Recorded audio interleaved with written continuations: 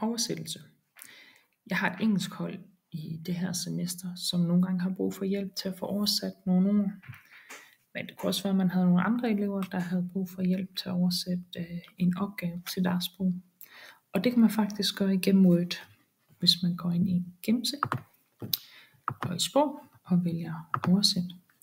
Her skal man lige passe på med at klikke på oversæt dokument, for så tæsker den bare en oversættelse igennem, som man overhovedet ikke har nogen kontrol over.